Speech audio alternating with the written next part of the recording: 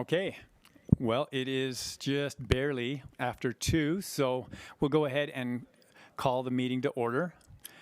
Appreciate everybody that's here and appreciate the folks that are there online. And just give a thumbs up. Is the sound good out there in YouTube land or in Meat land?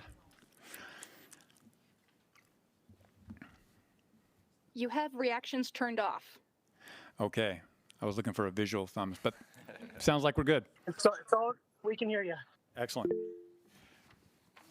Well, so here we are. Again, welcome. And this is the pre-scoring meeting for the Infrastructure Advisory Committee. And I'm Jason Curry. I'm the chair. I'm also the director here at the Division of Outdoor Recreation. So hopefully everybody has an agenda in front of them. And the first thing on the agenda is introductions. So I did mine. Maybe we'll start over on this side of the room here with Patrick. Oh. And just as a reminder, we want everything to be on the record. So if you can activate your mic when it's green, you're live. Sorry. Hi, I'm Patrick Purcell. I'm with the Utah Outdoor Association. Hi, I'm Russell Stedman from Tooele, Stedman's Recreation.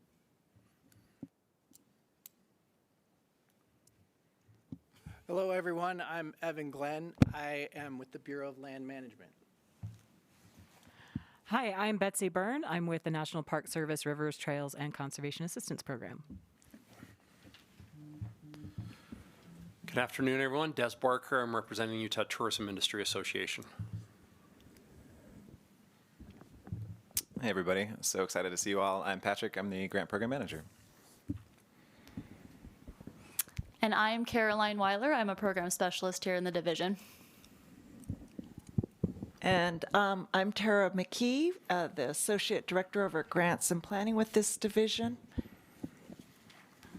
I'm Shane Stroud. I work in the Attorney General's office. I'm the AAG that assists the Division of Outdoor Recreation. All right, so I believe that's it for here in the room. And up on the screen, looks like the first would be Scott Strong. Go ahead. Thanks, Jason. I'm Scott Strong with the fantastically amazing Utah State Parks. Great. And let's see, Mike McCandless. Mike McCandless out of Emory County. I'm the former chair of the the Recreational Trails Grant Program out of State Parks and just transitioned over to this board. Great. Erin?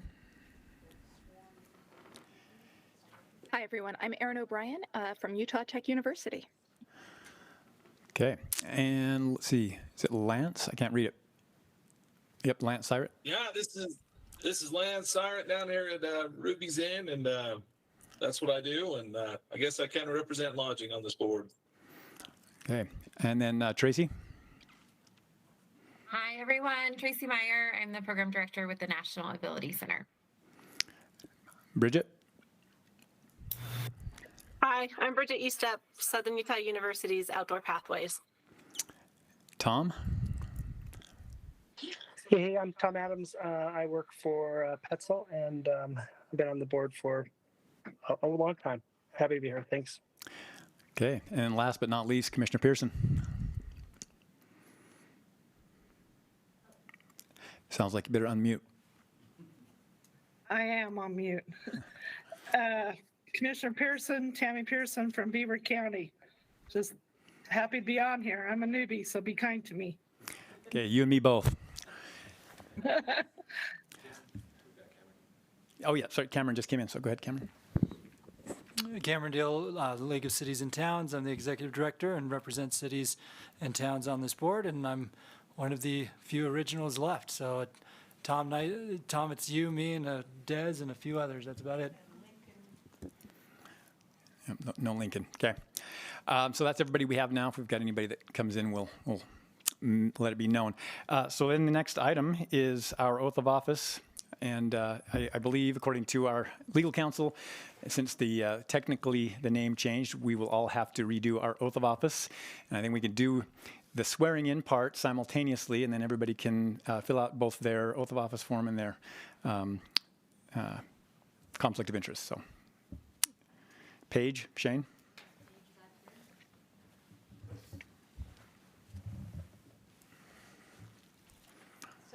just have them repeat after. Yeah, you can just have them repeat after you and swear them in, and then afterwards just fill out the form and return it to either Paige or Jason. And they can all say their names at the same time, their different names at the same time. Yeah, say your Shane, name. can we do it remotely too, Shane? You can.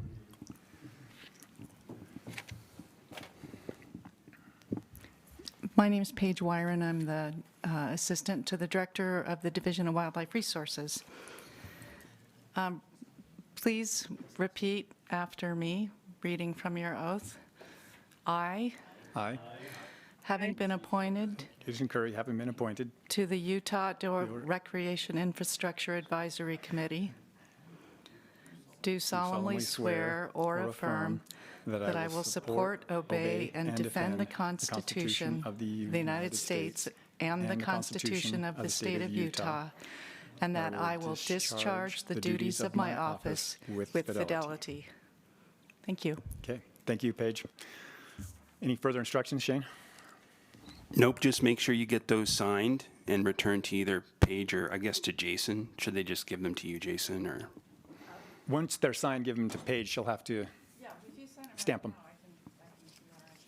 Okay, sounds great. So if you could sign those, give them to Paige, she'll notarize them, and thank you, Paige, so much for being here to do that. For those of you online, we'll need to get you a form, and you can sign that and notarize it probably at the next meeting where you attend in person. If you can't do it then, we'll need to make arrangements so that you can do that before a notary. I would just suggest you contact either probably Carolyn or Patrick to make sure that we can get that. Contact Caroline, and she can take care of that for you.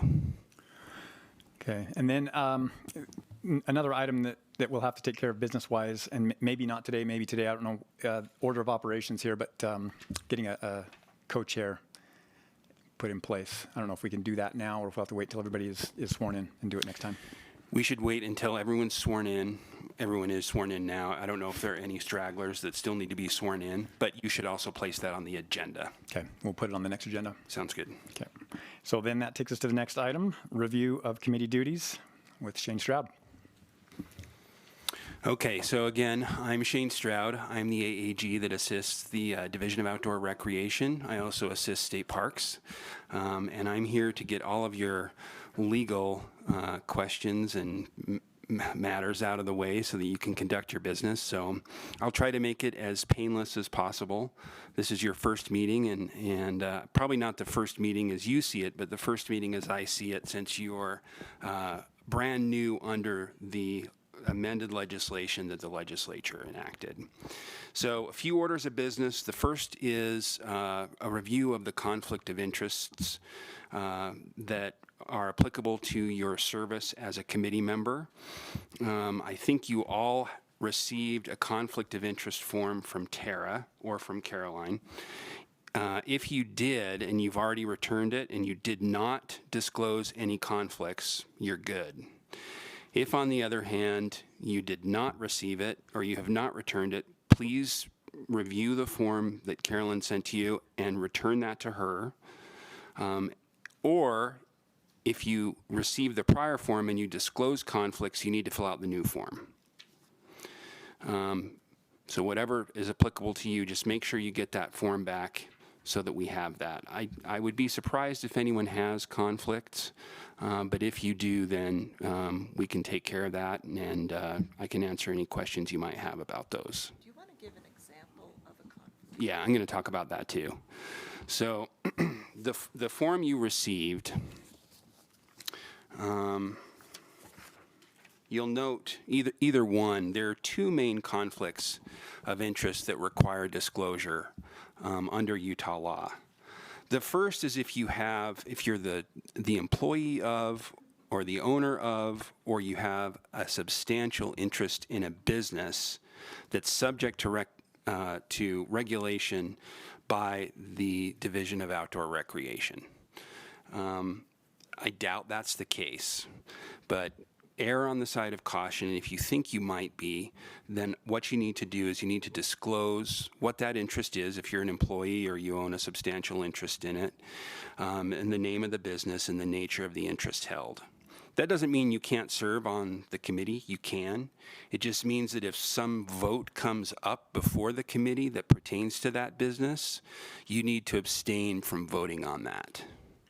Like I said, DOR, to my knowledge, doesn't regulate any private business. This would come up more along the lines of something, for example, Division of Oil, Gas, and Mining.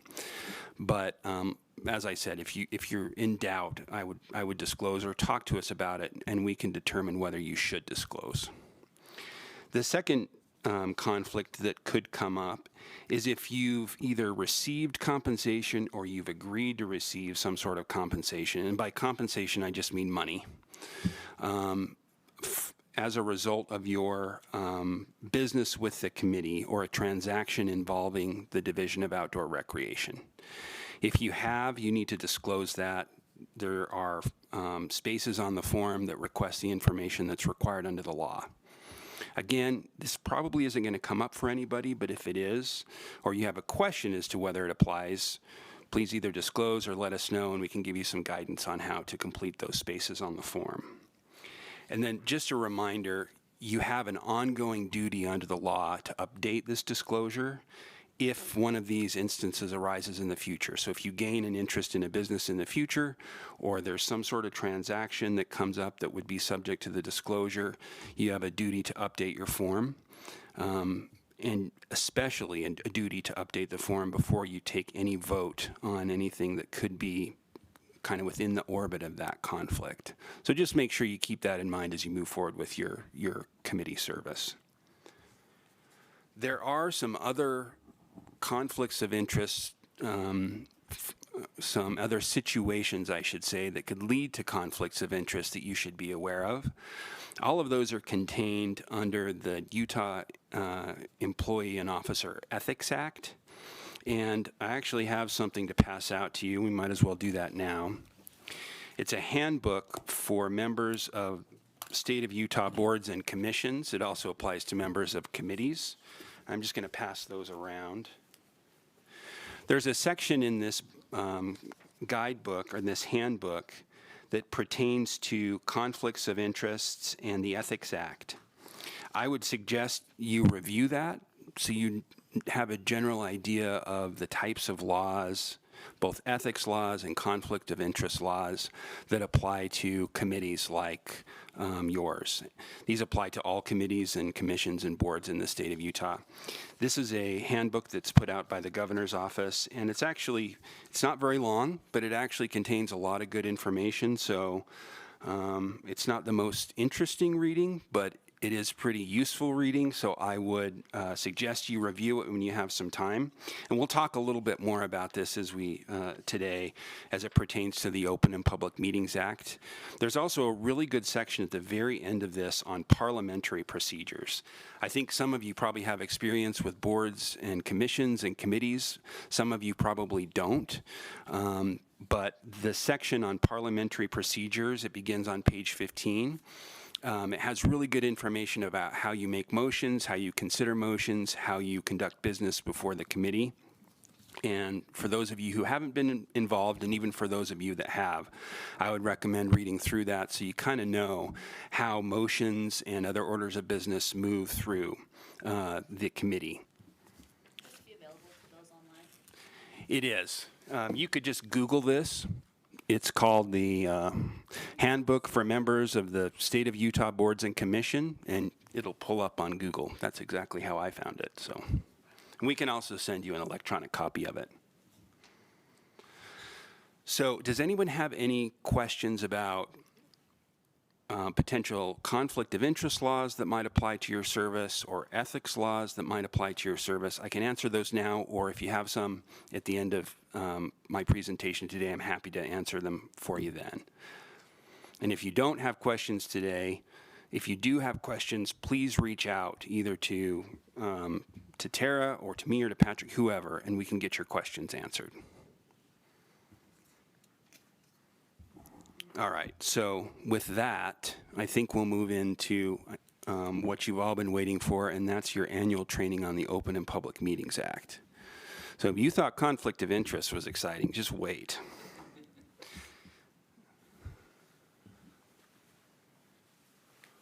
And I think that we have a PowerPoint. I promise you it's not that long.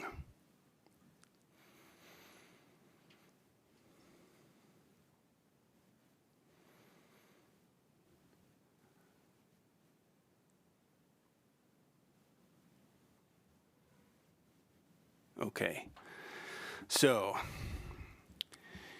every year you're required to have training on the Open and Public Meetings Act. And so I put together this PowerPoint presentation to provide that training to you. The Open and Public Meetings Act is actually a little bit complicated, but as it pertains to your service, it's actually pretty simple. So if you could do the next slide, please. So what is the Open and Public Meetings Act? The Open and Public Meetings Act is a section of the Utah Code, and it applies to meetings of certain state government boards, councils, and commissions, including the Utah Outdoor Recreation Infrastructure Advisory Committee. The Open and Public Meetings Act essentially advances the policy that all business of the state should be done in the open so that the public can attend and participate if they need to and want to. Now, like I said, it's a little bit complicated, and if you were to review it in the code, you would actually find that sometimes it seems a little indecipherable, but it generally requires 4 things. First, that you give proper notice of the meeting so that the public and other committee members know when the meetings are going to take place and have time to prepare to attend if they would like to. It provides the ability for the public to attend. It ensures that you transact business in an open and transparent manner, and that it also requires that the committee keep good records of the business that it conducts during meetings. Now, let me say that our fantastic staff do a great job of making sure that you comply with this for the most part. So really, your task is going to be making sure that during meetings, you're sticking to the agenda, you're making clear records, and if you need to take an action to close a meeting, you let the division know of that well in advance. If you do those things, then you're going to stay in line with the Open and Public Meetings Act. And we'll talk a little bit more about that. So I don't want you to become intimidated by this. It looks a little complicated, but compliance is actually pretty simple. So if you could do the next slide, please. Okay, so when does OPMA apply? It says apply to, that's a typo, I'm sorry. OPMA defines meetings as the convening of a public body or specified body with a quorum present for the purpose of discussing or receiving comments from the public about or acting on a matter over which you have advisory power. So basically, anytime you guys meet to do the business of the committee, that's a meeting under the Open and Public Meetings Act, including the meeting we're sitting in today. However, there are certain types of meetings that the Open Public Meetings Act does not apply to. Those include chance meetings. So if you happen to run into your other committee members at a store, for example, even if you have a quorum present, I mean, I guess you'd all have to be shopping at the same store, but you know, it's possible. That's not a meeting. It's just a chance social meeting. Additionally, if you guys get together for some sort of social event, like a dinner, that's not a meeting either, provided you don't take any action during the social event, and we'll talk a little bit more about that in a minute. Additionally, gatherings where there's no quorum present. So the statute that regulates or I guess creates the committee provides that a quorum is a majority of the voting members of the committee.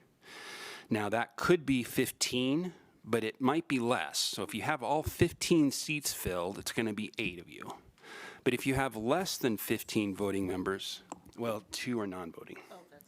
So if you have less than 15 of your voting members' seats filled, then it's going to be a majority of the seats you have filled of those voting members. So it could float. I don't know where you are on getting all of your seats filled, but just keep that in mind.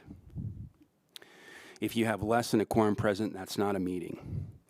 And then in general, if you have a meeting and you don't spend any public funds, and you don't discuss any matters of business, but you only discuss administrative matters, that's probably not a meeting under the Act. That's probably not going to come up very often, but it's something to keep in mind. So next slide, please. Okay, so when does the Open Public Meetings Act apply? It applies to all meetings, including open meetings and closed meetings.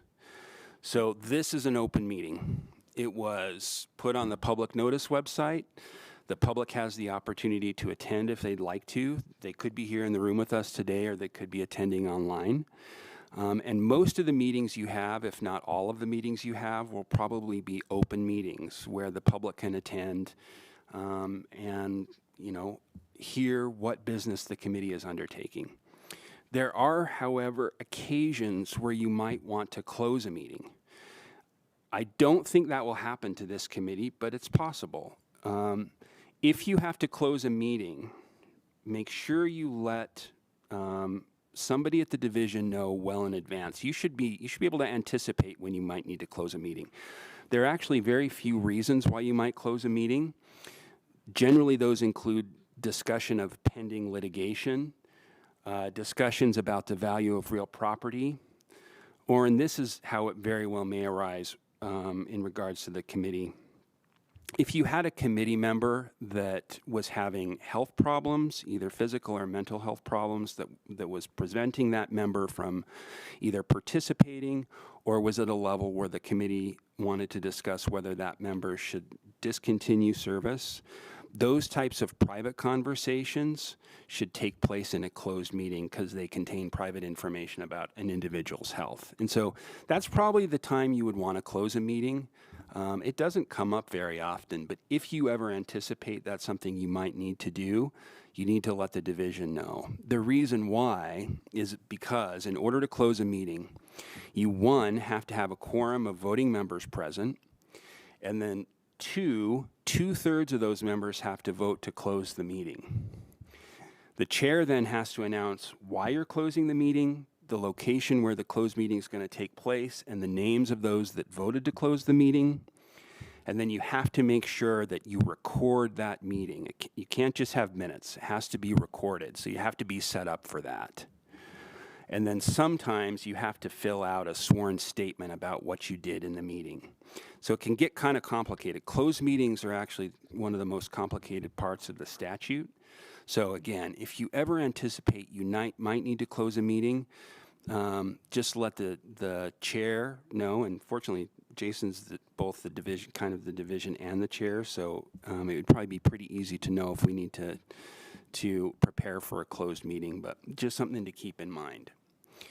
The other thing to keep in mind is this: resolutions, rules, contracts, or appointments must be confirmed or passed in open meetings. You can't do those in closed meetings. So if you're taking votes on things like those, or even if you're just considering those types of things, that should probably be done in an open meeting. So next slide, please. So how should you comply with the Open and Public Meetings Act? When in doubt about whether the committee is meeting, you need to consult with the division. That would mean, let's say that you all are going to get together for a dinner or a site visit somewhere, and you're going to have a quorum present. If you're concerned that might be a meeting, you should consult with the division. It probably won't be, but if you ever think you might be meeting because there's a quorum present, make sure you consult with the division so that we can determine whether or not we should notice that and put it on the public notice website. Now, with regard to those types of social meetings, like dinners or visits to sites, those are probably going to come up. Those will probably frequently occur. You can have those types of meetings and you don't have to notice it. The thing you need to remember to do, though, is not to take any action while you're at those social meetings or those dinners. You can talk about the committee, you can talk about, generally what you're viewing or your thoughts on things, but don't take any action, don't take any votes, don't decide what you're going to do. Save that for your open meeting and then revisit it. At our social, at our social we discussed potentially, this. I'd like to bring that up for a motion, and I'd like to open it up to discussion. And then you have your substantive discussion as to whether to take an action in the next open meeting. That just prevents you from getting afoul of the Open and Public Meetings Act. The other thing is the Open Public Meetings Act has some really specific requirements with regard to electronic meetings. We're actually going to consider a electronic meeting resolution after I finish up with this training. And so I'll explain a little bit more about the requirements of electronic meetings when we consider that resolution. Again, if you anticipate a meeting will be closed, please identify that as soon as possible. And then you need to ensure proper notice of meetings. You probably won't need to worry that much about this because the division, and when I say the division, I think I mean Carolyn, is actually the one who takes care of this. And she does a great job there, so you're probably not going to have to worry so much about notice of meetings. The only exception I can see applying is if you were going to go, you had to have an emergency meeting for some reason. If you, for example, it wasn't regularly scheduled, but you needed to meet for some unexpected purpose, you'd need to work closely with the division to make sure there was enough time to notice that, because there is a time requirement under the law. I think it's 24 hours, and you also have to make sure you have a solid agenda together for the meeting. And then finally, review the Open and Public Meetings Act section of the handbook that I passed out. That has a lot of good information as well. A lot of it will be duplicative of what I say today, but it's still good to review it.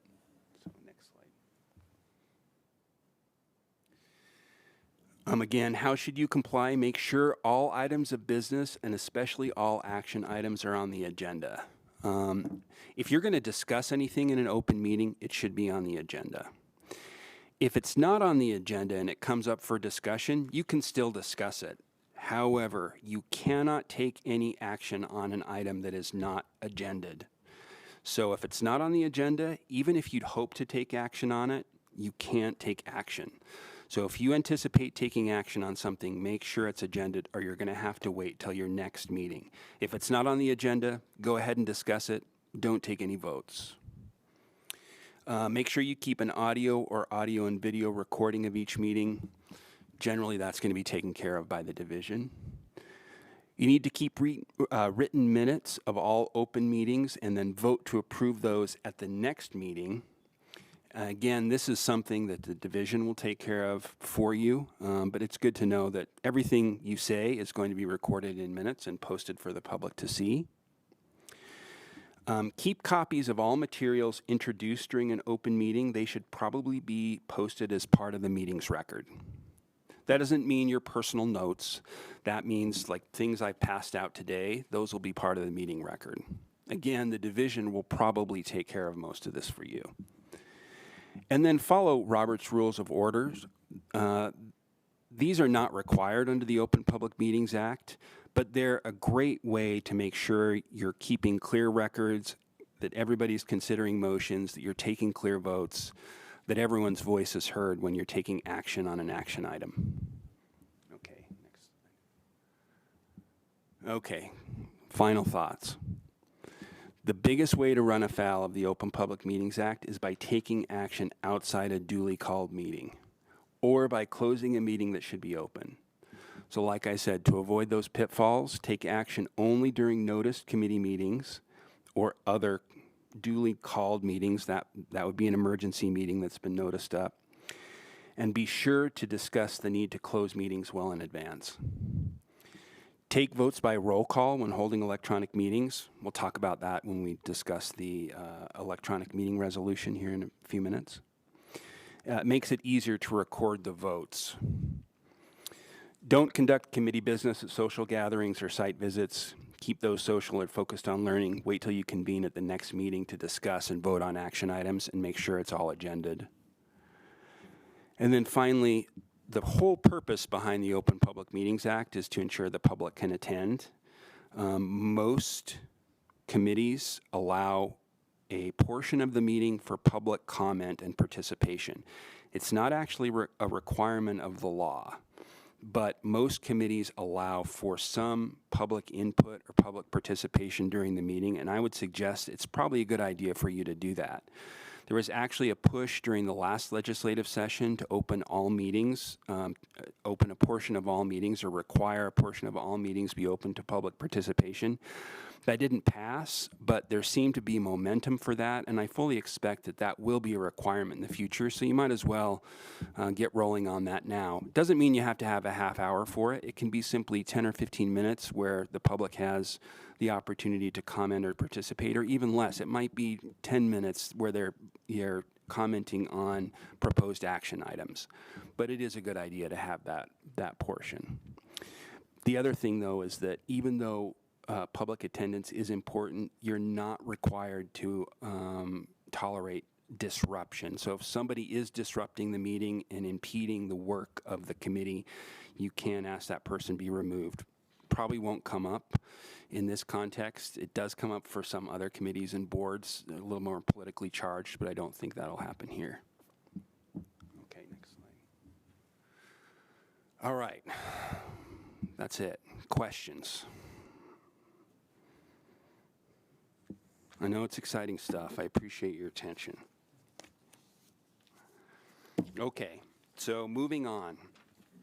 One of the requirements of the Open Public Meetings Act has to do with electronic meetings, and there was actually a change to the law, not in this last legislative session, but the prior session, that requires boards, committees, commissions adopt an electronic meeting resolution. This actually kind of sprang from the pandemic when almost all meetings were taking place exclusively online. But as you know, and as we see here today, most people now, or most boards, commissions, and committees are doing some sort of hybrid, where a portion of folks are online and a portion are participating in person. It works great, especially for those who are outside, the Salt Lake area. They don't have to travel in order to participate. And so I would anticipate that most of the time you're going to have this type of hybrid meeting where you have some people attending electronically and some people attending in person. And that's great. Open and Public Meetings Act allows for it, so long as you have a resolution. And so I've prepared a resolution to that effect. Let me just explain what the resolution does. It's not very complicated, but it does do a few things you should know about. So first of all, if you anticipate somebody wants to participate online, which means they've told you, I'm going to be participating online, you need to make sure that you give notice of that. I believe it's 24 hours in advance of the meeting, and you give notice as to how anyone who wants to participate online can participate online. That's usually through some sort of Google Meet link. Again, the division's going to take care of this for you, but it's something to keep in mind. The notice of the meeting has to include a physical location for the public to attend, and for those to attend that are attending in person. And it requires an anchor location. This is your anchor location. That doesn't mean you can't attend or have a meeting elsewhere. You can. You just have to include that in your notice. But the default place for your meeting, is going to be here at the DNR building. And that's included in your electronic meeting resolution. The notice of the meeting and the agenda need to be posted here at the DNR building. They're also posted online. Again, something the division will take care of. I already talked about the notice you need to give. That same notice needs to identify all of those who are planning to attend electronically. Or I'm sorry, that's incorrect. I take that back. During the meeting, the chair needs to identify those attending electronically. You might not know everyone that's going to attend electronically to begin with, but once the meeting begins, Jason should say, we have such and such committee members in person, and so are attending electronically.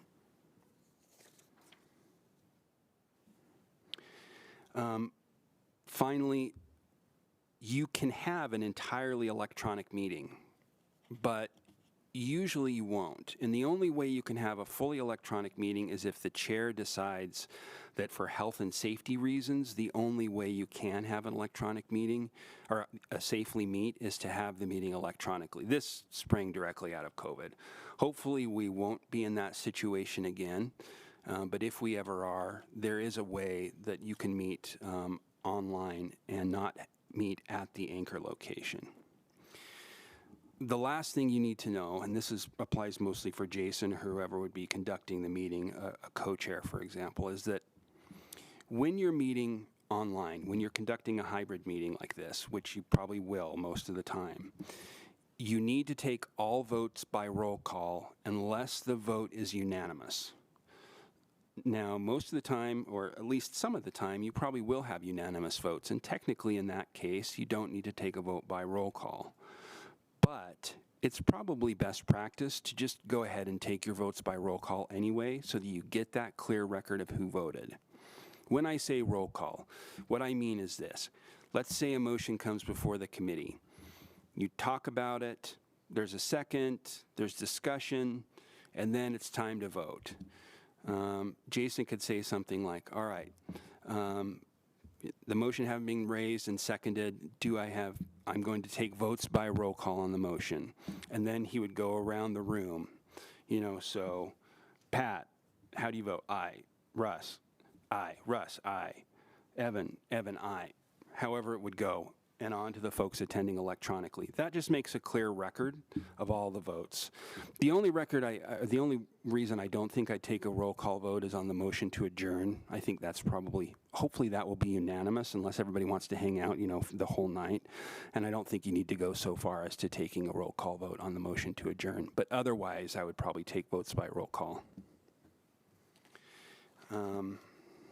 Otherwise, that's your electronic meeting resolution, and that's why I prepared it. So this is actually the perfect opportunity to practice voting on something at the committee and taking votes by roll call. So I'll let Jason take over from here on that. Okay. Thanks, Shane. By the way, Shane is the best attorney that the DNR suite has to offer. He takes good care of us, keeps us out of trouble. Whether that's a comment on me or our office, I'll leave to you. But It's up to you. I appreciate that. It's up to you. So, having heard the description of this resolution on electronic meetings, it is appropriate now for somebody to make a motion, and I will entertain a motion to adopt the resolution. I'll make said motion. Okay, thank you. Excellent. And so is there any discussion to the motion? All right. Hearing none, we'll go ahead with a roll call vote. And we'll start here in the room. Patrick. Aye. And remind me, Russ. Aye. Mr. Stedman? This is Evan Glenn, sorry. and I am a non-voting member. This is Betsy Byrne. I am also a non-voting member. Oh, you're not okay. Des? Aye. Aye. So actually, what you can do is say his name. Yep. Cameron? Aye. Patrick? Non-voting. Caroline, non-voting. Tara, non-voting. All right, then we'll go out to cyberspace land. Everything's shuffled. So Commissioner Pearson? Aye. Scott Strong? Aye. Tracy? Aye. Bridget? Aye. Lance? Aye. Aaron? Aye. Mike? Aye. And Tom? Aye. Okay, so I rule that motion passes unanimously, and we've adopted the resolution on electronic meetings. Fantastic. And so, Jason, I have a copy of the resolution for you to sign, and then this will be filed with both the committee's files, and it will a copy will be kept on file with the division, and I will keep a copy on file as well. So that about wraps up what I had for you today. Just a couple more notes before I let you get rolling on your business. First, again, let me just encourage you to read this handbook. It does have some really great information in it, and it will give you a great idea as to the duties you have as a board member. It's written very generally, but it applies to all board and committee members in Utah, and I think it's really well done, and it will give you some good information. The second thing I'd encourage you to do, and you can do this on the legislature's website, is to pull up section 79-7-206 of the Utah Code. This is the section of the code that creates your committee. And it is essentially what you are required to do under the law.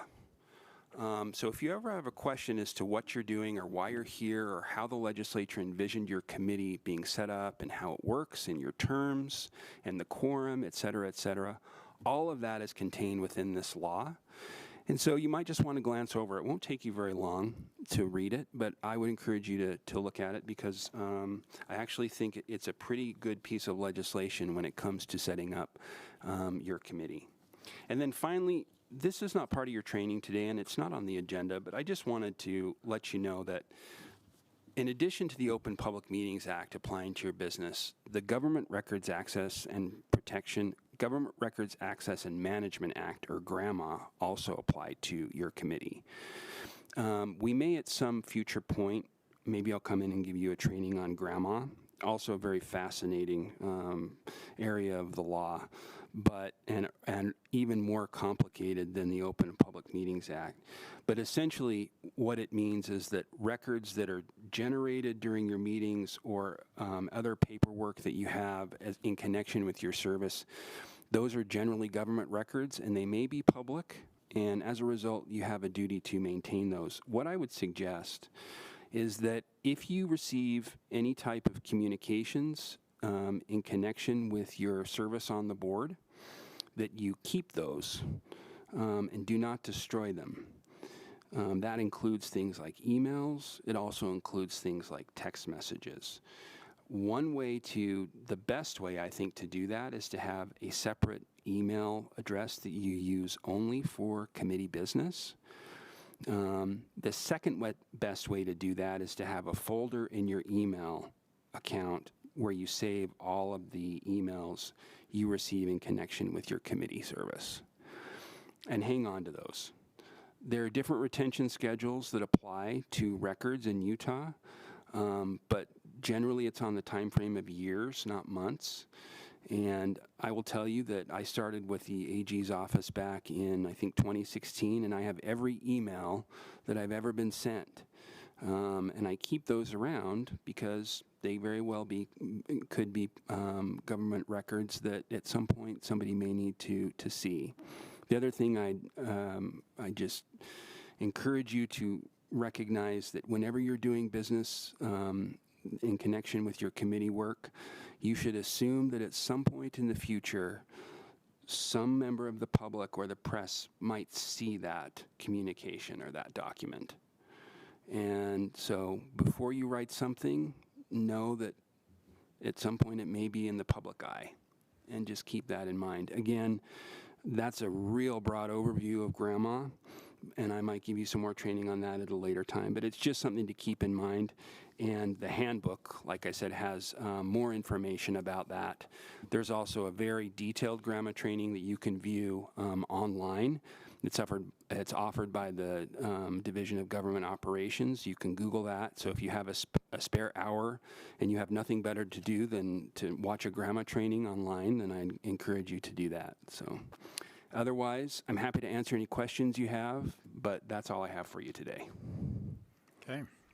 Thanks, Shane. And yeah, not that wasn't fun, but everything we do from this point forward is going to be more fun than that. I figured, and I'm not offended. So that being said, Caroline, floor is now yours for the Evaluator Handbook and Program Guide review. Awesome. Thanks, Jason. Well, hi, everybody. I'm really excited to be here. It was last year that I was an intern during this process, and so it's fun to see this program grow so much that I, get to work closely with it now, along with Patrick and Tara, who do so much good work for this program. So I just wanted to start out with showing you kind of this folder that I've created for hopefully the process to make this pretty streamlined. I'll share this with you all afterwards, but wanted to kind of go through it first before I do that. So first and foremost, everything that you're going to need to know is going to be in this Evaluator Handbook. So I would encourage you all to take a look through this, and I'm just going to touch on a few points to get going. So obviously here's our committee members. If you need to reach out to anybody here, there's the contact information. We're going to go over some important dates real quick. So today obviously is the pre-scoring meeting, so nothing we do today is going to be actually scoring these grants, but we're going to get to know each other and how the process will be going forward. One date I want to bring to everybody's attention is Tuesday, April 18th. It's just 2.5 weeks away. This is going to be the deadline for your grants. So you're going to be busy. We've had everybody assigned either 22 or 23 grants to review. Applications, I should say, not the entire grant, just an application. And so that'll be the last day that they'll take your submissions. And then we will reconvene Tuesday. Oh, this is a typo. I believe it's a Tuesday and Wednesday, April 25th and the 26th. I'll be sure to fix that. But this will be where we meet together for 2 full days up at the Capitol and score all of the applications. Okay, so again, this is pretty extensive. We'll just hit some highlights. Again, here's our contact information. Please be sure to reach out to us at any time if you have questions. And we do want to just highlight a few new things that are new in 2023. I know a lot of you are veterans of this program, but we do try to change things each year to make it easier for our applicants. So new in 2023 is probably the biggest one that you'll notice is there's a matching or a county-based matching scale for the U-Org Tier 1s. So this is going to be based on the county size. We've done Tara's done a lot of great work to try and make it easier for certain counties who might not have a lot of funding to be able to apply for more funding than they have in the past. Previously, it's been a 50-50 match where they've had to put a lot more cash up front, but you can see here we're going to reduce that. So you'll see that in applications and their budget sheets specifically. So that's something to be aware of. New this year, federal and state agencies are eligible to apply for the RRI grant, so that's been really exciting. We've seen a lot of people come through with that. And then we've increased a couple of our asks. So previous years, the regional asset tier was up to $500,000.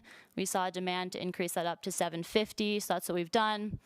And then mini and outdoor classroom grants are also increased from $10,000 to $15,000. Just to go over real quick, if you're brand new to the U-Org program, just want to make sure you know why we're doing this and the objectives of it. We've hit some bullet points here, but basically to promote and maintain recreational infrastructure, to encourage people to get outside, to enjoy Utah's outdoors. We want people to move to Utah, so that's a big part of it. Promote exercise, promote recreational opportunities. So all of that, just really great. And it's grown so much. This year we had over $21 million in requests, which is, blowing our last year's requests out of the water. So we're really excited that we've seen it grown. This program guide for 2023 is linked here in this document, so feel free, please explore that. It goes into the details of each grant program if you have questions. Again, the evaluator guidebook and the program guide go hand in hand. So if you need just a basic snapshot, here they are. The regional tier 1 goes up to $200,000. Regional asset tier is that $750,000. Outdoor classroom grant for education-based outdoor learning, and then the mini grant to wrap it all up. Oh, sorry, recreation restoration grant as well for any restorative work. Okay, we've gone over a lot of the procedures, and we'll go over more of that going forward. We're going to work hard to prepare a lot of documents to make this process as easy for you as possible. We know you have a lot of work to do. You guys are busy people. So if you have questions about any of it, feel free to reach out. But we've gone through already and kind of picked through the weeds of what's going to be applicable. And so we've presented to you what is eligible, at least at this point, and it's your job to decide what you want to continue forward. So I did want to just point out the handouts that I've given to everybody in person here, and I'll make this again available to all of you later on. But here are all of our requests. I can just show you at the bottom here the snapshot of everything we've got so far. Scroll too far. So this list has all the evaluators assigned to it. So if you can see this in person, people here, there's 3 evaluators per there we go. Sorry, I scrolled way too far. So again, this is the total amount requested, $21.8 million, and then broken down into each grant's request, and then total project cost here on the right. And you can see here that we've assigned 3 to each one of these. Patrick's going to go over detailed about how you access these, where you go to actually perform your evaluations. If you are highlighted in yellow, This means you are going to be responsible for presenting to the entire committee on this grant, or this specific application. We just ask you to take a minute or so, kind of familiarize yourself with what the project is and be able to explain that to the rest of the committee, so we can streamline things. Not everybody's reviewing every grant. Obviously, we had 128 come through, so you each will review 22 or 23, like I said. But yeah, that's basically that. Again, I'll share this whole folder with you. We have that Open Public Meetings Act training in there, the program guide, the matching requirements and the scale for the counties, your committee member lists, and then all of the grants that we have reviewed already. So any questions about that before I turn it over to Patrick for your training on the scoring? Yes. Thank you for all the great work. A question on the total amount requested is, did we ask them to give 2 options for funding? We've done that in the past where they have their high number and then their settle number. Is this 21.8 million the high number, the settle number, or the only number? I believe it's the high number. So, and we had very few, if any. Well, we did allow them to ask for the lower amount, correct? So this should show just the highest amount that they've requested, right? Okay. Yeah, so historically we used to ask if you don't get your top funding, what's another amount, a lesser amount. But we noticed a lot of our applicants had trouble actually completing the applications when they did get the lower amount. They're like, if they're not getting 200, it's tough for them to say no to 100,000, but then we saw that it was very tough for them to complete the project. So we really just have the one request number, and it's essentially an all or nothing. It's at the will of the committee. When we look at the regional asset tier, sometimes it makes sense. We can look at their budget and think that they could get by with less, and we want to spread it out more. Certainly that's up to you all, but that generally happens on those regional asset tier levels where we can reduce the ask. Yeah, Betsy.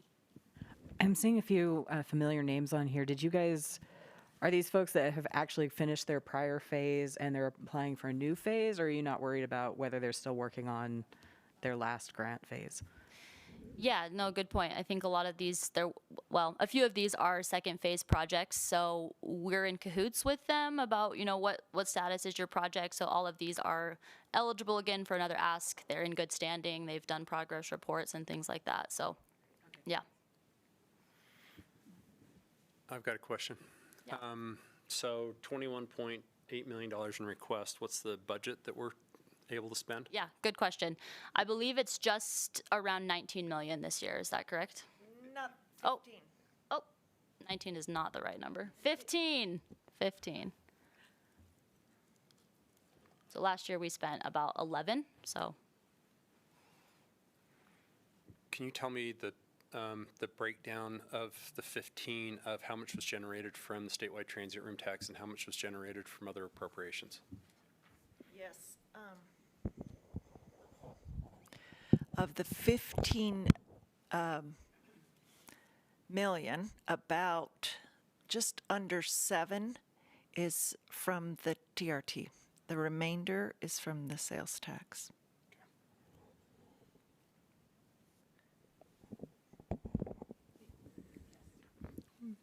And another quick follow-up question on that. Refresh my memory, did we carry over any money from last year, or did we end up spending all of it? And then the follow-up question based on projects that were funded but they're incomplete, is there any overflow money from past years? That does not include that, and there could be, so there will be some percentage of $1 million. It will probably get close to 16 million. We did have a couple of the large tier regional asset tiers where they just simply could not do it, unfortunately. And so yes, there will be some amount there too. So it could be close to the 16 million, which may be where she just reversed her 9 and 6. Yeah, that's what it was. Okay. Any other questions for Caroline out there in cyberspace? Okay. well, we'll move to the next item on the agenda. Patrick, take it away with scoring instructions in the portal. Excellent. So thank you for volunteering your time. This grant program has just gotten bigger and better every single year, and it's really because of the time you spend over this next month volunteering your expertise and your time. So we really appreciate it.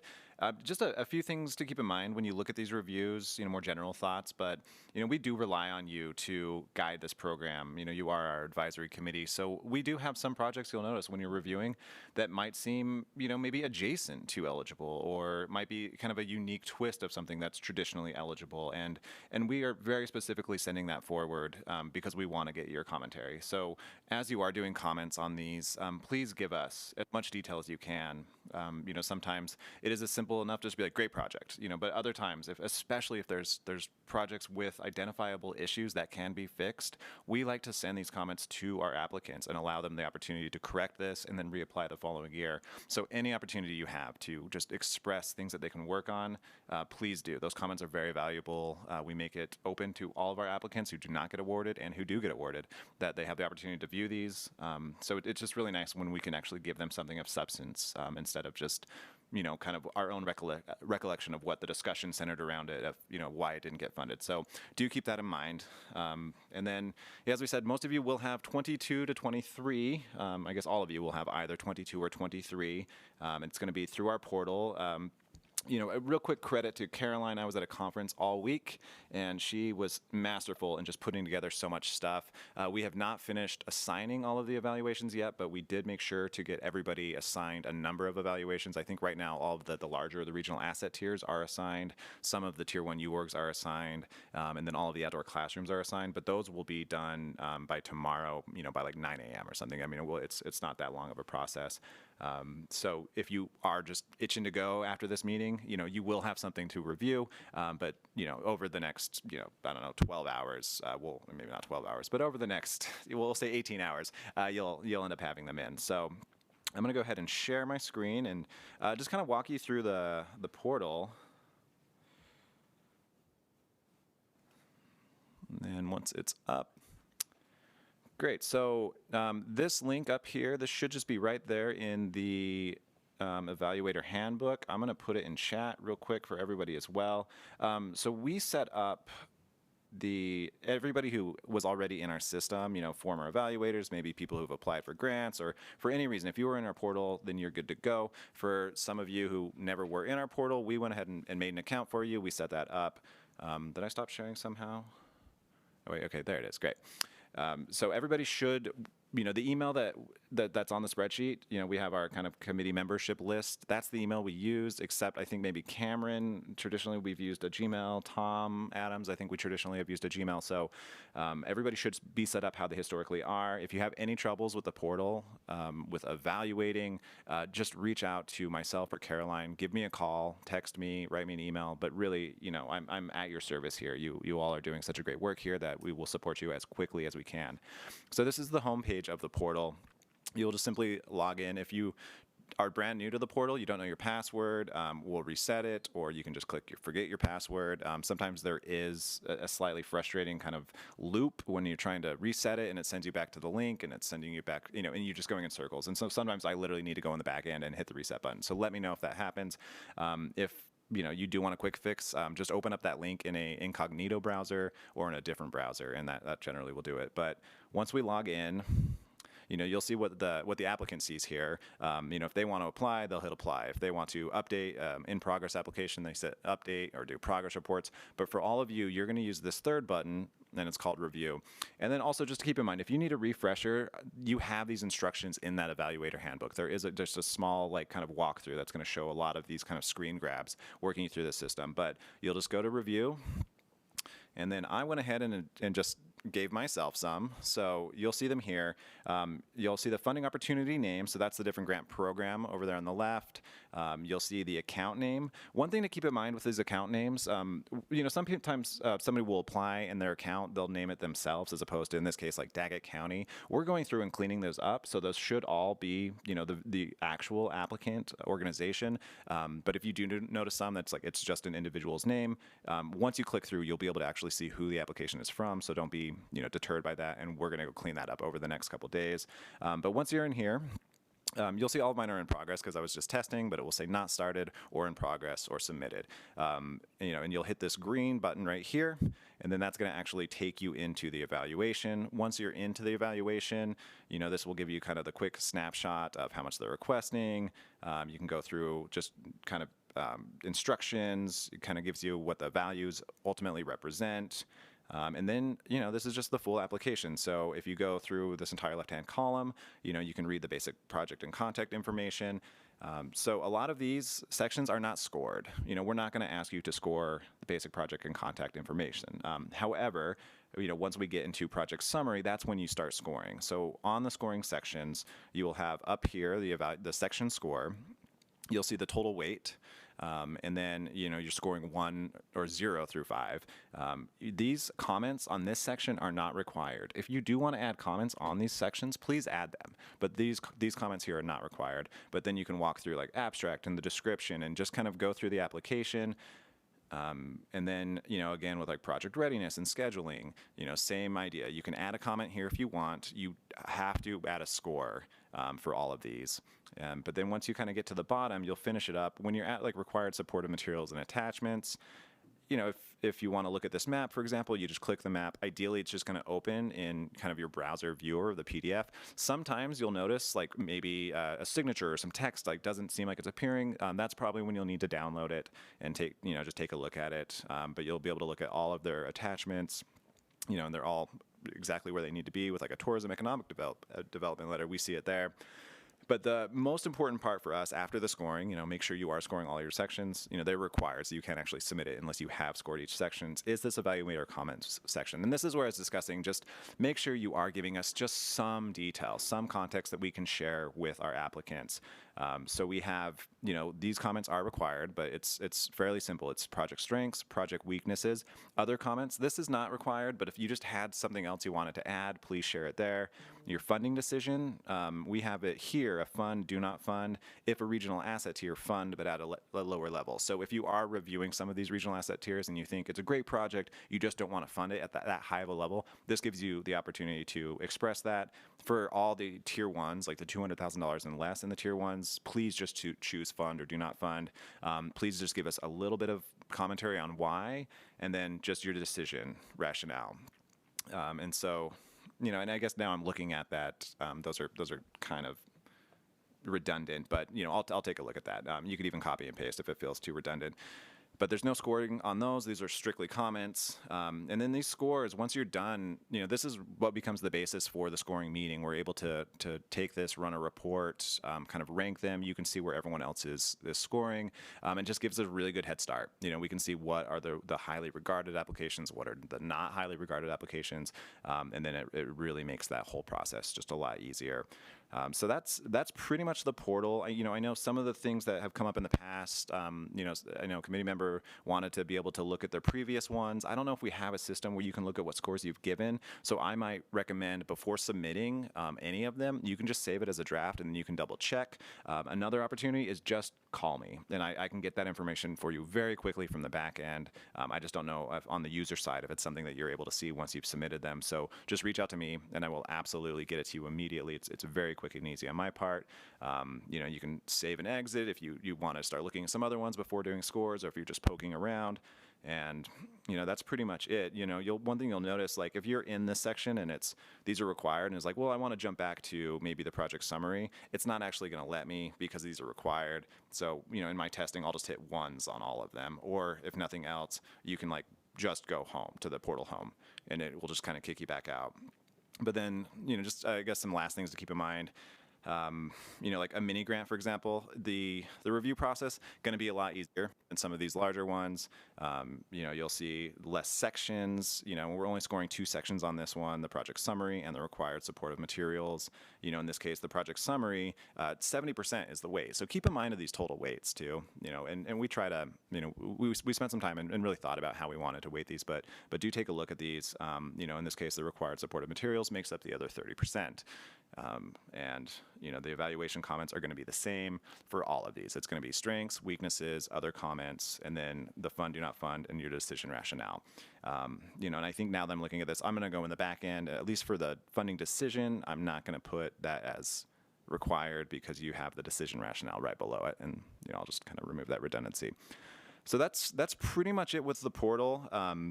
We do have a timeline for these. It's to get prepared using all of these scores. It really is a lot of work on our end. So we will always ask, like, please just make sure these get done by the date that we've set. I can't remember it off the top of my head.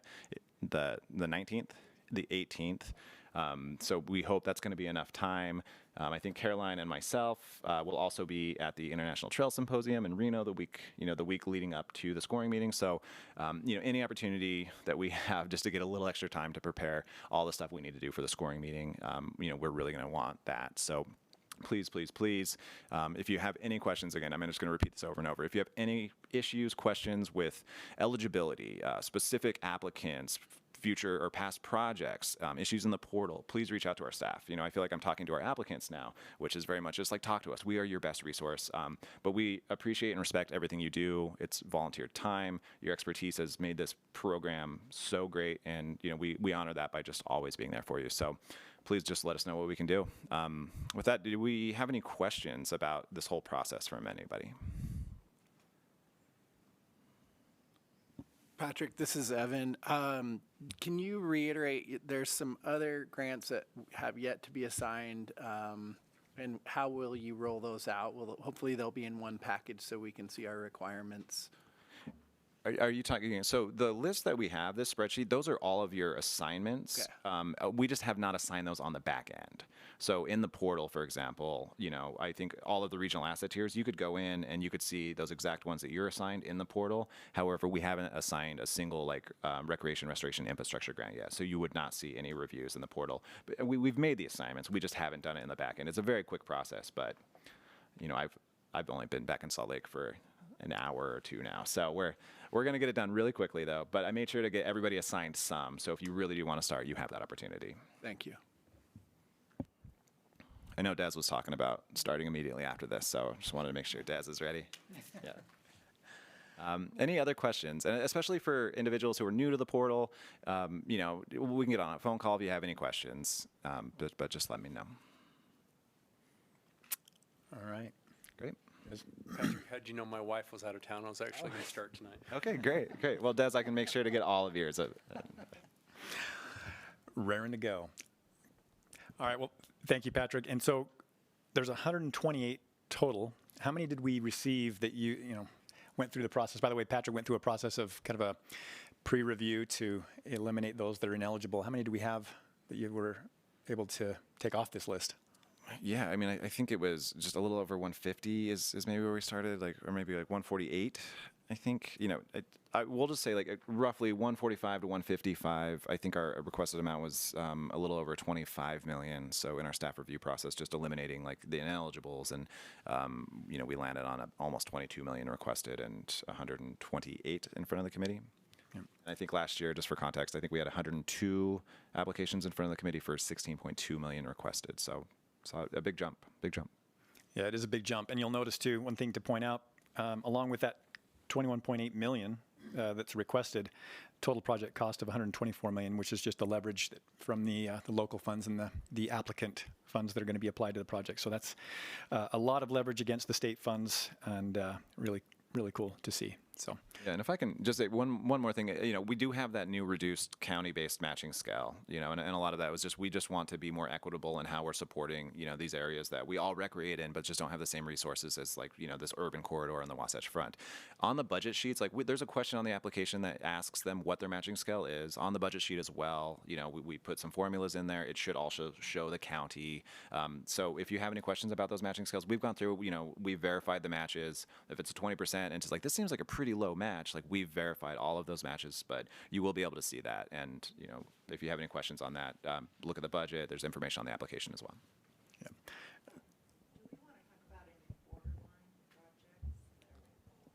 Yeah, well, I mean, I did mention, there you will find some projects. We get a lot, and some of them, like pickleball, we get a number of pickleball every single year. We just, for this one, we throw those out, but suggest that they apply to our Land and Water Conservation Fund, for example. But we don't really have a space for that. But there are some on here, as I mentioned, that are perhaps borderline. We have an outdoor fitness one. We have, I think we're getting discussions.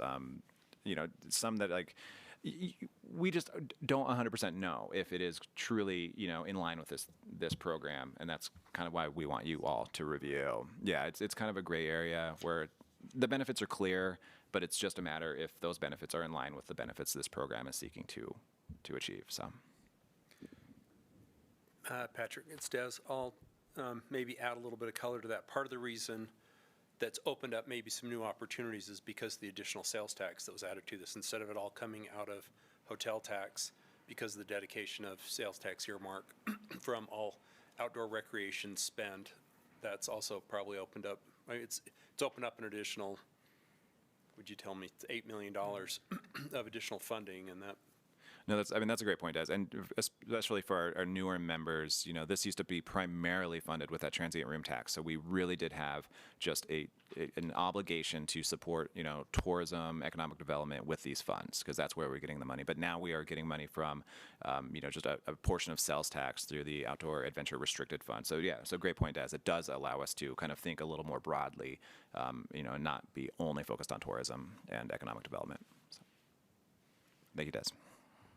I'm going to make a recommendation to the new members that this is a little bit mind-boggling when you start jumping between screens and you're in there, and it's a little bit time-consuming. I found it really helpful to, if you're old school, have a notepad with each one of the projects as you're going through and reviewing, or if you've got two screens to be able to operate with and take notes so that you can populate those notes pretty quickly, because that's where I start getting frustrated, is I can't go back and remember, or I didn't take good notes jumping back and forth between the different screens in the portal. So that'll speed things up as you're going through and reviewing and giving some thought to the other items that you've been in process of reviewing. Because to me, the puzzle pieces don't all start coming together until I've reviewed a bunch of them collectively.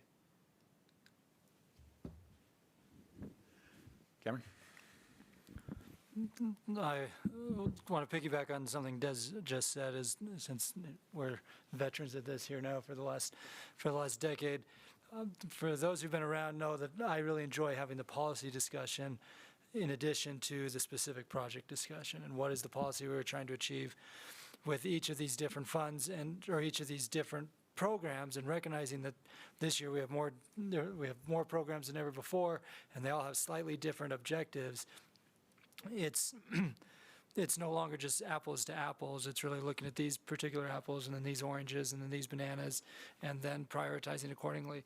And if my math is right, we can fund a little over 2/3 of what has been brought in. So we can fund a healthy amount, but certainly not everything.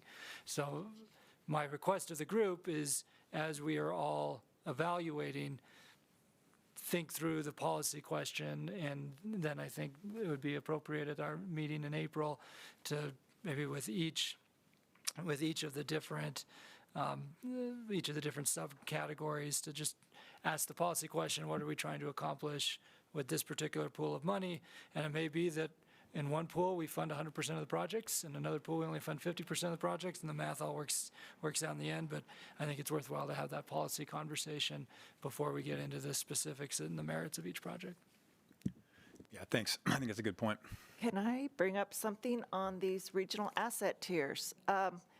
We've always thought where much is being asked, a little more is going to be required. So just of note, you will also have the opportunity to have the applicants for this higher tier present briefly, either in person or online. You'll be able to ask them questions and really be able to better evaluate whether you should fund those higher expense projects.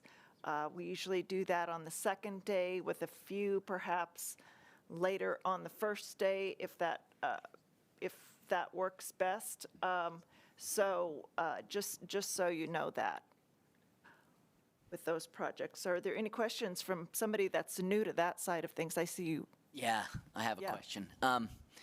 So if we're going through this and we look and we think we want them to present, we reach out to them, or do we get a hold of you? No. They'll all get the chance to present. Oh, so they'll actually let us. Score it anyway. Okay. But So what you're, You don't have to say, hey, we want you to present. They have that opportunity. yes, they do. And they know that. They will know that. Okay. We'll be getting in touch with them and scheduling that. But, you know, you will choose at the day of the scoring meeting, you know, the final decision, fund or not fund. And did we also talk about the shortcuts that are available to speed the process along for those projects? So as you go through, my team is going to help, just once you put in all those scores, there is a real difference in those scores. And, you know, there's that top tier, whether it's 1/3 or a quarter, it's up to you all. You can choose to, you know, to say, hey, I'd like to make a proposal that we fund all the projects that scored above X in the category of, say, tier 1, right? And then once you've done that, you might still go through and mention them in the course of it and what they are. But in other words, it's a way to get all the easy, you know, they knocked it out of the park. These are great. Everybody loved them. Projects out of the way. And then spend some real time in kind of that middle group. There will be some of those that will score low, which you can still bring up and say, hey, I know this scored low, but I think you should be mindful of the fact it came out of this small town who had a town recorder writing the grant. And I think, you know, and that county has never before received grant funding. I think we need to consider that. So that's one of the other things that we will do during the course of the scoring meeting. It will work out. Sometimes it's been a heat map that we've had on the screen. Sometimes it's just, you'll see how much funding is going to each of the counties. We really try to be mindful of some, you know, the geography of, you know, spreading out this funding. And there's a huge advantage with having a large city and all the resources that you could possibly use, a large trails and parks program team, professional grant writers on staff and all that, versus some of these other towns. And so be mindful of that, although a bad project is a bad project, and keep those things in mind as well. Yeah, good point, Tara. I just wanted to show this kind of how we had displayed this last year. So in your evaluator portal, you'll have that option of fund at lower level, do not fund, for example, for the regional asset tier. So we take your vote into consideration. Obviously, if all 3 evaluators have voted to fund, it's pretty, you know, obvious that we will fund that. But Tara's talking about these block funding groups that will present to you guys and say, hey, we've gotten, you know, 75% of the tier 1s, everyone voted to fund. All 3 of the evaluators voted to fund. So why don't we just approve all of those going forward? It speeds up the process pretty easily, so we don't take a lot of time just to present each specific grant, although if needed, we can definitely take that time. And then just so you know, when on the day of the scoring committee, Patrick and I will work to make these evaluator folder guides. So each of these have all of the grants available for your review. And within each of these, we can kind of pull up a quick snapshot if needed at that time of, okay, here's the abstract, here's the statement. We'll have their budget and maps, because as you know, it can be, you know, it can get a little blurry about which one did I review. I reviewed 22 of them, and it was a month ago. And, you know, I have a hard time even thinking about each application that we've talked about, and I work pretty closely with them. So that'll be available to you. Don't worry if you haven't gotten, you know, this big presentation about the ones that you're presenting on. We'll make sure we have materials ready for you on that day and make it hopefully as streamlined as possible. But yeah, any more questions before we wrap things up? I don't have a question, but I've got another comment. I'm just going to put on the radar screen for everybody, since in the past we have been back and forth on whether or not we like paved trails or non-paved trails, and kind of having to score in our discussions whether or not this was intended to really drive paved trails or non-paved trails. And I'm just going to put on everybody's radar screen, the legislature this last year funded is it 90 million, over $90 million going to UDOT for the Utah Trailways Network. And so there's a lot of there's a lot of paved trails funding that is coming forward with that.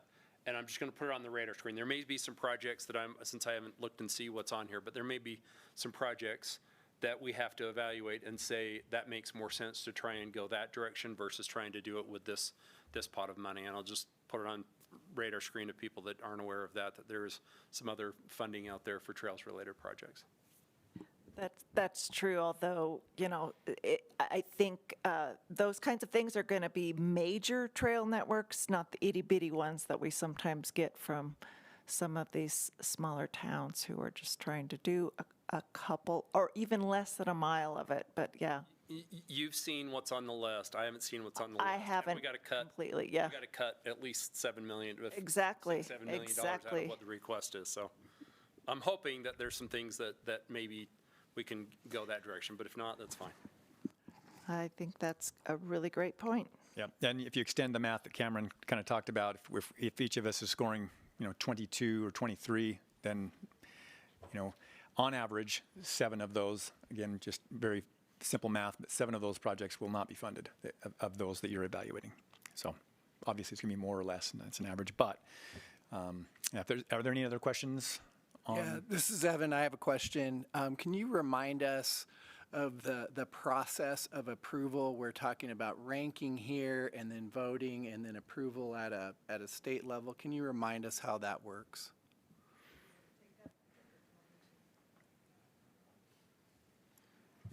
And are you talking about like after the scoring meeting, what the approval process looks like then? Yes. Yeah, so, I mean, at this point now, we're in DNR, so with, Jason and Joel Ferry, the executive director, we'll kind of sign off on the approvals. Yes, at both. And I guess for a little context, Betsy and I were both with Department of Interior, so we are non-voting members, but we participate in the ranking, and then there's the voting, and then there's, I guess, a final approval somewhere above this group. So just kind of a lay of the land for folks. Okay, that's a really good question. So, yes, the scoring does kind of have things shake out as far as perhaps what are seen as quality projects and less than. At those meetings, each person who is assigned to be the major presenter, as shown by the yellow highlight, briefly presents on the project to remind everybody what it might be. There's a brief discussion of the benefits or otherwise, and then there is somebody who nominates, or the Roberts rules would be to make a motion. Make a motion to fund X project, for example, the Burns Bench Trail project. And somebody seconds it, and then the voting happens. And that's kept, we keep track of that, who votes. And if there is online, there may have to be kind of people named, so we make sure that we are including all that. But yes, that's, we go through that process. And then you will see live this, there is those amounts, and we're able to show that as it goes on. So yes, Cameron, do you want to add some more context? Sure, and I'm glad you brought this up because this, for the first time, we do have a sizable amount of projects that won't get funded, a significant amount. Like last year, we ended up funding, if memory serves, like 90%. Wasn't it something close to 90%? It was like 85 out of 102 we funded. So this year there'll be more broken-hearted applicants than we've had in the past. So I think it's important as we go through the process in the public meetings that we're clear and transparent about what we're doing. So my only suggested tweak in light of the current situation would be that as we are making the motions, we have an initial motion, which would be our recommendation, essentially to advance a project to the second consideration. Because if we, at the beginning of day one, vote to fund something that's in the tier 1 to the UORG tier 1 to 54, well, that's competing with funding for RRI, right? And so we may get to our RRI, and then we'll need to be comparing them back and forth. And you don't want to create a scenario where someone from the public is listening to the meeting and says, well, you funded it on Tuesday, and then you pulled the funding on Wednesday. My suggestion would be that the initial vote, as we're going down, either voting in the block or individual, is simply to advance it to the second round. And then when we get to the second round, then we see what the universe is in the second round, where we can compare everything, and then we take a final vote to make the recommendation to fund, subject to the ultimate approval of the director, to then take it to the legislature as the formal recommendation. Does that make sense? Yes, and I was just whispering with Shane, it probably, that's a great proposal. You'll probably have to bring that to the group and have them vote on that. And then here's a procedural question for you, Shane, because we've had different Attorney General representatives over the years, and some have told us to do it one way and some another way. We were first told that the committee didn't, for those lowest scoring projects, that those did not necessarily have to be brought to be voted on. They can just kind of be left. And another attorney, I believe, told us it would be best to just, go through each of those. And in other words, the question is, do you vote to not fund directly that sentence, or do you just not bring them up? So let me just make sure I'm understanding what you're asking. You're saying there might be a block of certain grants that are so low that you might not even you may not even consider those. Is that essentially correct? Mm-hmm. So I think my recommendation, let me just read to you. I'm looking at section 79-8-401 of the code, specifically sub 3. This is a section of the code that deals with the Utah Recreational Infrastructure Grant. And it says the advisory committee, that's you, shall advise and make recommendations to the division regarding infrastructure grants. So I guess my recommendation would be, if you're not going to consider that block, you're not going to consider each one of those specific applications individually, you at least consider the block and move to either not consider the specific individual applications within the block, or you name them each and say, we're not considering this application, this application, this application, just so the committee has looked at all of those various applications and made some sort of recommendation to the division. Does that make sense? Yes, and now that I'm thinking about it, I thought last year they said, these applications, with the exception of this one, and this one, will not be funded. And then, some handful of the lower scoring ones were brought to the committee to be voted on. So we're just trying to be mindful of your time.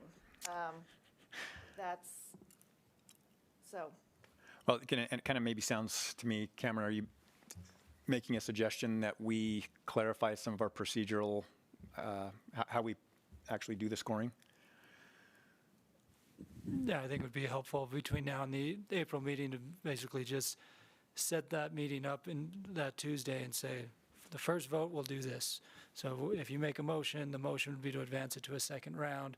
That's where I think you can accomplish what was just described, that if there's a group, we are not recommending they move on to the second round. And then once you're in the second round, now we've narrowed it from $21.8 million, say we've narrowed that down to $17 million, then we really are going project by project. It's this project or this project, and that's when we make the final recommendation, recognizing that the final funding decision happens upstream from us. But to me, that two-step process makes sense. And I believe it would probably be appropriate to have that brought forward as a motion in that meeting. Is that correct? Yeah, I think what Cameron proposes is a fine way to do it if that's how the committee elects to consider a specific block. in that way, you've considered all the various applications, and I think you stay within the statute's anticipation that you'll make recommendations as to all of those various applications, even if it's just saying this particular block won't move on to the second round. Okay. Yeah. Thanks.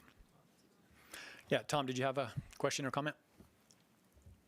Yeah, hopefully you guys can hear me okay. I totally agree with Cameron, and we did in the past make motions to approve certain blocks of applicants. And just for the new people here, those blocks were based on their score. So if somebody scored super low in a group of them, maybe they scored 5 out of 100, we just made a motion to not vote on those ones. But on the ones on the high end, we made a motion to approve, the top 10 or 20, whatever it was, after a 2-minute blurb, so everybody heard what the grant was about. And I think that worked really well, because I am personally still emotionally scarred from the time when we said to not vote or to not approve. It was a painful, long meeting, and I think Cameron remembers that as well as Des and probably Tara. So if you're ready to move on, too, I have a few other questions, but I don't want to derail this conversation. Okay, well, yeah, I think anything that the veterans can do to help make the process as pain-free as possible, we'd be welcoming that. So did you say you had other questions, Tom? Yeah, if I could just, two questions of probably for Patrick. I just opened up my portal and I saw some similar cities and names. Are there any indicators to show if somebody has resubmitted again? Like, hey, they didn't do very well last time, so they've changed their plan and changed their application and made an update. So that's one question. And then the second question, if somebody hasn't secured their match, should we be reviewing them? I know that's always been a debate in the past, because the first one I opened, said they had not secured their match. So I was just curious on those 2 points. Probably questions for you, Patrick. Yeah, well, thanks, Tom. So for the resubmittals, we can maybe start considering a system where we include that in the title. When I talk to them, oftentimes they'll take the advice from some of those comments, and I encourage them to make mention of that in the application language, but there isn't a formal system. If you have any questions, if like, hey, this one seems familiar, did they submit this? Just reach out, and I'm happy to just give you the yes or no. I can take a look, but that's definitely something I can consider in the future, is like marking it as a resubmittal in the actual application title, just to keep it aware. But hopefully it says so in the language somewhere where you can kind of get the idea. And then for the second question, I think our standards traditionally, or historically rather, were what they needed to have at least 25% of their match secured. I think that's kind of come and gone, because sometimes the match isn't secured because they'll be matching it with like an RTP grant, which you all will be reviewing here soon enough. But in that one, they can't have it secured, and we don't want to automatically make it ineligible if it's a grant that they're likely going to get, especially if they're going to get this UR grant, it's very likely they're also going to get the RTP, because historically, it seemed like it was a great vetting program as it headed into that program. So we've kind of loosened up on the non-secured funding. I think if you look, and their non-secured funding is more in the line of, we're going to do like community fundraising, and we don't have a history of successful community fundraising, that absolutely should make it score lower. That should be an issue. Even if the project summary is great, maybe that's a consideration when you're just like, I don't feel comfortable funding this. Well, I think these things are great. My ultimate decision is not to fund because I don't trust that they can get the secured funding. If that helps answer it. I mean, it should absolutely be considered a strength to have secured funding, and to have unsecured funding, or to not have secured funding, I think should absolutely be seen as a weakness, unless it looks like the likelihood of them securing that funding is going to be good. Well, if any of these folks are trying to secure funds through bake sales, I'm an easy target, so just let them know. All right, I will. Thanks, We'll put that in the next program, Greg. Okay. And I guess there was one other thing I did want to mention, as now that Tom, I'm glad you're already in the portal. But we do our best to try to avoid some of maybe the clearer conflicts of interest. But if you look at an application and it's pretty clear, like I have somewhat of a conflict with this, I would prefer not to evaluate it. Please reach out, and we'll just swap it with someone else. We do try to be deliberate, but when we are dealing with 17 committee members times 3 evaluations times 126 applications, sometimes we can get a little lost on that. So we do our best, but yeah, if you notice a conflict or just any reason why you don't think that you're the best person to evaluate it, please let us know, and we'll make sure to amend that. Okay. Other questions on the portal? Okay, well, at least not right now. I'm sure we'll have plenty of phone calls for you, Patrick. We do have one additional item on the agenda, and that's just the upcoming timeline. Caroline. Great. Well, I think we covered it pretty much. Just to review, April 18th, by the end of the day, you need to have your evaluations completed. And then the following Tuesday and Wednesday, the 24th and 25th, 25th and 26th will be our scoring meeting. And then usually, just for your information, we send out letters to all applicants, either saying congratulations or we're very sorry that very next week. And then we send out contracts that are 2-year contracts in the beginning of May so they can get started on their projects. But yeah, that's, I think, the timeline. But with that, I think we're finished. Okay. Caroline, April 18th, is that end of day 5 o'clock or is that end of day midnight? Midnight, yeah, Patrick. Yeah, I mean, just to answer Dez's question, definitely April 18th, midnight. We're not going to be doing work at like 7 p.m. to try to arrange this stuff. But you're going to be hearing from our staff a lot coming up. We're gonna be building out this evaluator folder, and that's just gonna give you like that quick snapshot. We'll be just checking in as much as we can. I'll let you know tomorrow as soon as the evaluations are fully assigned. But once again, as always, reach out to us. We'll be in contact. Any update we have on our end, we'll let you know. If we create some new cool like spreadsheets, we're pretty spreadsheet crazy over here, but we'll let you know and we'll send it out. But please stay in contact if you're having trouble with evaluations. It's better to let me know that you're not going to be able to finish them than just to not finish them because, I think other evaluators will sometimes pick up the slack. We try to avoid that, but, ultimately we do need these to be evaluated by 3 people. So. Thanks, Patrick. This is Evan. I dove into this last year, literally days before the ranking workshop. And for those of you that are new, if you are struggling, reach out to Patrick and Caroline right away. They were super helpful and super on the spot with things that, like Des said, you kind of take, sometimes you got to be 10 deep before you figure something out. But I know last year, if I would have called them sooner, I would have struggled less. So thanks for the help and a pitch for your resource.